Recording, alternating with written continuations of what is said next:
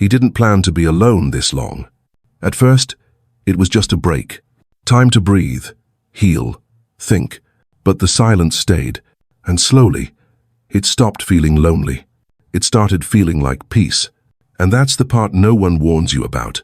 Because the longer a man goes without a relationship, the less he needs one. Not because he's cold, not because he's bitter, but because he knows what love costs. And he's not sure it's worth the price anymore. If you've ever looked at a calm, quiet man and wondered, why does he seem so content, yet so far away?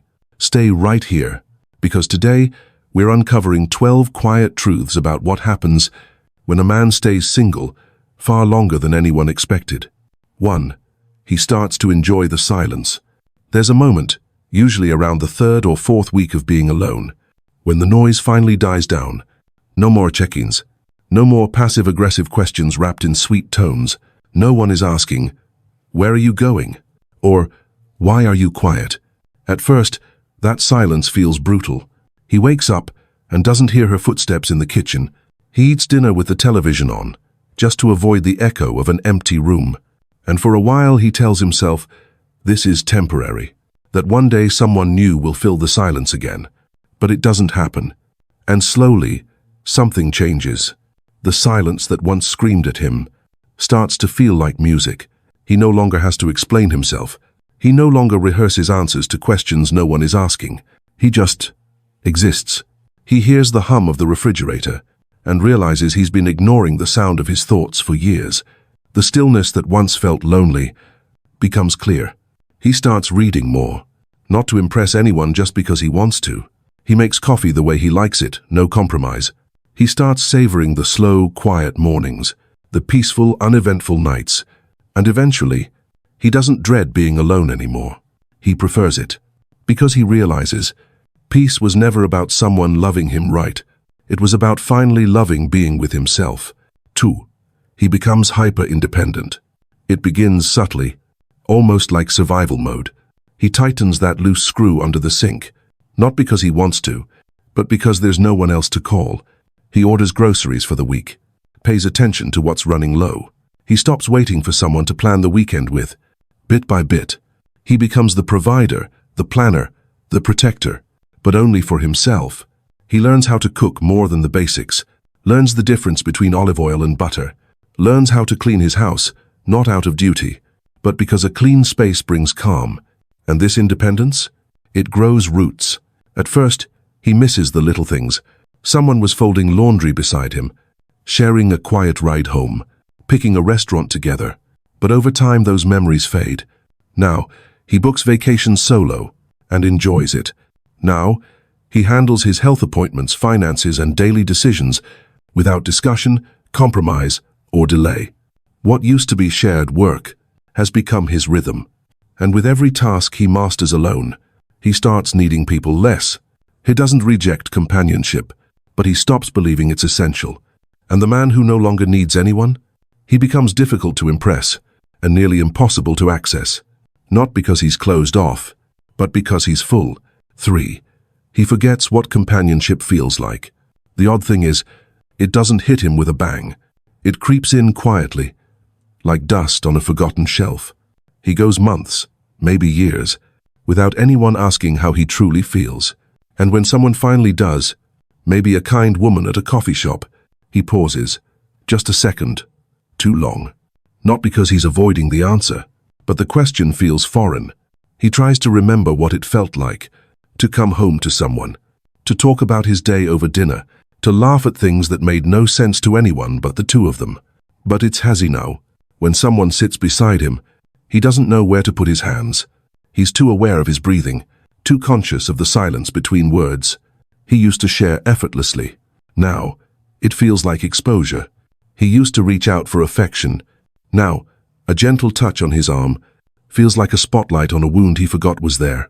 It's not that he doesn't want closeness. It's that his emotional muscles have atrophied. He hasn't used them. So now, they're tender. And that tenderness, it makes vulnerability feel like risk. So instead of opening the door, he smiles politely. He listens well. He thanks her for the coffee. But deep down, he wonders if he even remembers what real connection felt like before the silence became his home. 4. He raises the bar too high. When he was younger, he gave out chances too easily. He'd see red flags and call them misunderstandings.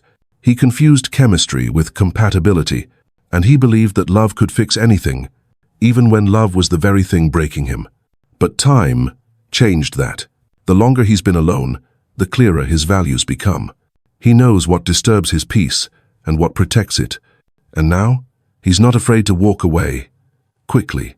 She must be kind, not just in public, but in private.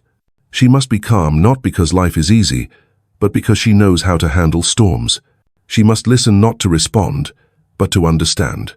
And above all, she must add to the life he's built, not compete with it. But here's the hard truth. Sometimes, those standards aren't really standards. They're shields. Because the more peace he's found alone, the more afraid he is of letting someone disrupt it. He's not looking for perfection, but anything less than emotional maturity feels like chaos waiting to happen. So he raises the bar, higher and higher, until only a few can reach it, and fewer still are allowed to stay. 5. He loses tolerance for drama. He used to argue, used to defend himself, used to fight for understanding even when it drained him. Now, he just nods, listens, and quietly exits. Not out of arrogance, but out of self-preservation. He's tasted peace, and he refuses to trade it for emotional warfare. He no longer confuses intensity with passion. He's done mistaking chaos for connection. So when he feels manipulation creeping in, when tone becomes sharp, when words become weapons, when conversations feel like traps, he doesn't fight. He simply leaves. Not because he can't handle it, but because he chooses not to. He's learned that drama, no matter how well-intentioned, is still destruction in disguise. He wants conversations that feel like soft landings, not emotional roller coasters. He wants presence, not provocation, resolution, not reactivity. And the moment he senses otherwise, his body tightens, his spirit retracts, and he's gone emotionally first, then physically, because the man who has rebuilt himself from emotional exhaustion doesn't walk back into fire, just because the flames are dressed in love. 6. He becomes emotionally selective. There was a time when he wore his heart on his sleeve. A kind word, a smile, a flirtatious glance, that was all it took. But after years of being misread, misunderstood, and misused, he's learned to protect the parts of himself that once loved too freely. Now, he watches. He doesn't open up because someone's curious. He opens up because they've earned it. He listens closely to how people treat silence, how they handle disagreement, how they show up when there's nothing to gain. He doesn't chase charm anymore. He looks for consistency, because he's seen enough to know some people love the idea of a good man, but not the discipline of loving him fully. He's not cold. He's cautious. He's not distant. He's deliberate. And when he senses emotional immaturity, entitlement, or subtle control, he pulls back, not with bitterness, but with wisdom, because now he understands. His peace is his responsibility, and letting the wrong energy in isn't kindness, it's self-betrayal. So he stays emotionally selective, not because he's better than anyone, but because he's finally being better to himself. 7. He values peace more than passion. There was a time when he chased the rush, late-night calls, tension-filled texts, the thrill of uncertainty of not knowing where things stood. Back then, it felt like love. Now, he sees it for what it was. Emotional instability, masked as romance. These days, he measures love by how quiet it is. Not silent, but steady. Not loud, but present. He no longer needs fireworks. He wants a fireplace. He doesn't want love that makes him doubt his worth every other Tuesday. He wants the kind that calms the nervous system, not activates it. Passion has its place. But peace is the sign of real intimacy. Because when a man has lived through heartbreak, through years of trying to be enough, he learns that being seen is more powerful than being desired. He'll still enjoy flirtation, attraction, chemistry, but if it comes at the cost of his mental clarity, his sleep, his sense of self, he'll walk. Because now he knows a peaceful home is more seductive than any whispered promise made in chaos. 8. He starts questioning the purpose of relationships. He used to believe in the fairy tale, that love was the goal, that marriage was the prize, that partnership would complete him. But with time and solitude, he begins to see differently. He looks at couples around him, sees the tension in their faces, the forced smiles, the silent dinners. He hears how they talk about each other when the other isn't around. He sees how often compromise becomes quiet resentment. And he wonders, is this really better than being alone?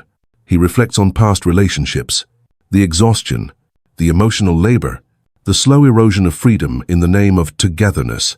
Opal. He starts asking questions no one dares speak aloud. Am I better with someone? Or just less lonely? Do I want connection? Or have I just been conditioned to believe I should? If relationships are about support, why did I feel so unsupported? If love is growth, why did I shrink? These questions don't come from bitterness. They come from clarity. He no longer fears being single. He fears settling. So now, before he gives anyone access to his inner world, he asks one quiet but powerful question. Is this connection feeding my soul, or just distracting me from myself? 9. He gets comfortable, too comfortable. There's a danger to peace that no one warns you about. It becomes addictive. He builds a life that flows.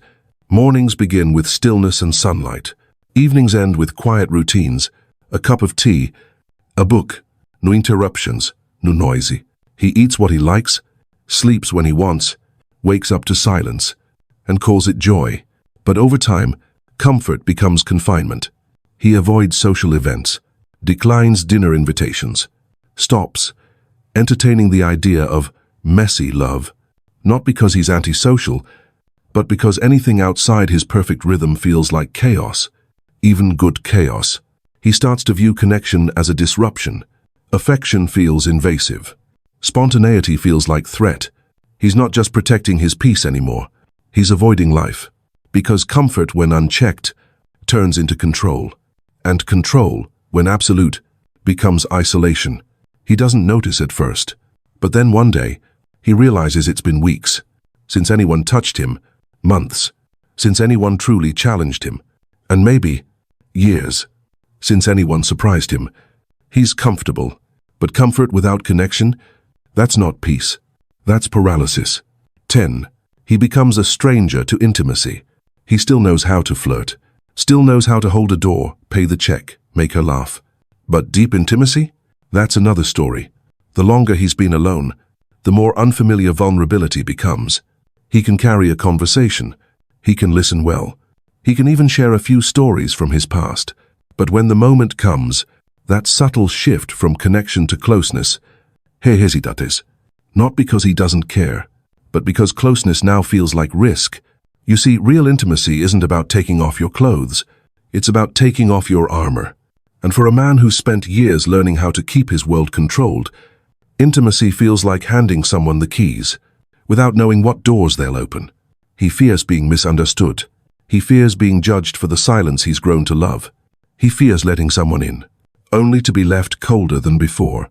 So, he stays guarded, not cold, but careful, not closed but cautious, because the pain of opening up to the wrong person lasts far longer than the loneliness of staying closed. And over time, he forgets what it's like to be held, not for comfort, not for desire, but just because someone wants to hold his heart. And that kind of forgetting is the hardest to unlearn. 11. He mistakes control for safety. He tells himself he's finally got it right. Everything in its place. No disruptions. No unpredictable moods. No emotional negotiations. He eats the same meals, watches the same shows, goes to bed at the same time, and calls it freedom. But what he's really doing is minimizing risk. He's built a life so efficient, so stable, so self-contained, that there's no room for anything unexpected. No room for another opinion. No room for emotional mess. No room for someone else's humanness. Because the last time he made space for someone, that space was misused. His kindness was mistaken for weakness. His availability was seen as obligation. His presence taken for granted. So now, he holds the reins tight. Everything must fit his structure, his pace, his rhythm. And while this control brings peace, It also builds walls, walls that feel safe on the inside, but look like distance from the outside. He may not notice it, but when someone tries to get close, they find a man who's mastered his world, but forgotten how to share it, because control, unchecked, doesn't create peace. It creates solitude, and sometimes, the man who thinks he's protected himself the most has actually locked himself in. 12. He might be free but also unreachable. He walks with quiet confidence. He's grounded, disciplined, unaffected by drama, untouched by chaos. People admire him. They call him wise. They call him calm. And he is. But beneath the surface, there's something else. He's become unreachable. Not because he's bitter, but because he's become so self-contained, he no longer signals to the world that he wants or needs connection. His phone doesn't ring often. His weekends are predictable. His emotions are regulated, but rarely shared. And it shows. To the outside world, he looks complete. To those who try to get close, he feels impenetrable, not because he's heartless, but because he's done the math. He's weighed the risk of heartbreak against the joy of connection and decided it's not worth it. But the truth is, he may be missing something he doesn't even realize he's lost, because real freedom isn't just the absence of conflict. It's the presence of choice. And when a man builds a life so perfect that nothing can enter it, he may have peace, but he may never feel closeness again. So what happens when a man has been alone for too long? He becomes careful, measured, soft-spoken, but not easily moved, warm, but not easily touched. Not because he's cold, but because he's finally found peace. And when you fought hard for peace, you don't give it up easily. But here's the paradox. Peace can become a fortress, and the longer he lives inside it, the harder it becomes to hear a knock at the door, because when no one's been allowed in for years, the man inside may forget what it feels like to welcome someone and be welcomed back. So if you're that man, I'm not here to tell you to chase love, or to settle, or to undo the strength you've built. I'm here to ask one honest question. Have you confused solitude with surrender? Because yes, you've grown, you've healed, you've rebuilt a life no one else can shake. But are you still open to letting someone sit beside you, in your silence, without disturbing it? To sharing your peace, without it feeling like loss? Because maybe, just maybe, there's still one kind of connection you haven't experienced yet. The kind that doesn't cost your freedom, but magnifies it. And if you're watching this far, something in you already knows. If this message echoed something inside you, leave a comment below. Tell us, what part of solitude do you secretly love, and what part are you still afraid to outgrow? Your words might be exactly what another man needs to hear tonight. And if this gave you peace, clarity, or just a quiet moment of reflection, subscribe to Smart Golden Advice. We speak the truth here softly, but deeply. Until next time, stay grounded, stay wise, stay open,